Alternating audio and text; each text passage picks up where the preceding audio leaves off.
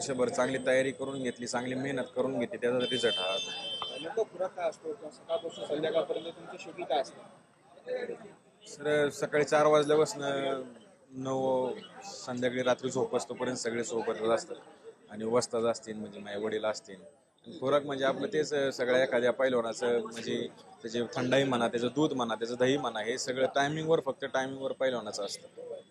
तुमची आणि सुभाष राक्षींची काही कुस्ती झाली त्याच्या अगोदर 40 सेकंदात तुम्हाला विजय घोषित करण्यात आलं. त्यावेळेस त्याच्या अगोदरचा क्षण काय होतं तुमच्या मनामध्ये? कारण की तो 2 वेळेस महाराष्ट्र केसरी ठरलेला आहे. आपण त्या एकदम बलाढ्य आणि तुमच्यापेक्षा वयाने मोठ्या आपल्या मित्रासोबत असेल किंवा एका सहकार्यासोबत कुस्ती करा, काय भावना होती ते 40 नाही, सेकंदात काय मी घडलं? सर भरपूर मेहनत करून घेतली होती माझ्याकडून. मी भरपूर मेहनत केली होती. मला माझ्यावर विश्वास होता मी काय कुस्ती करू शकतो.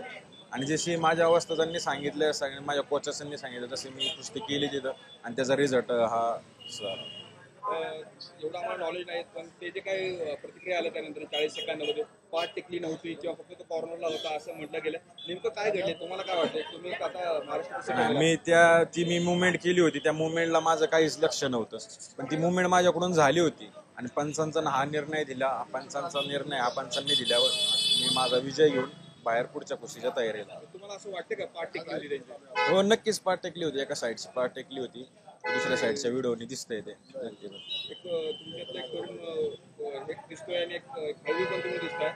ज्या प्रकारे त्यानंतर जे काय घडलं शिवराजकडनं ते पाहिल्यानंतर तुम्हाला काय वाटतं?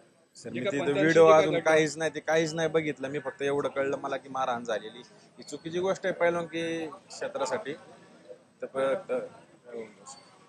ओके. आणि ज्यानंतर तुम्हाला घोषित केलं त्यावेळेस अजितदादा होते, खूप मोठे नेते मंडळी होती, त्यांच्याकडे जेव्हा कौतुकाची थाप पडली त्यानंतर तुम्हाला कसं वाटतं? तो क्षण सर एक गादा घेणं महाराष्ट्र केसरीची, तो क्षण प्रत्येक पैलवानासाठी हा एक सुवर्ण क्षण असतो आणि तो एक पैलवान कधीच विसरू शकत नाही असा क्षण होता तो.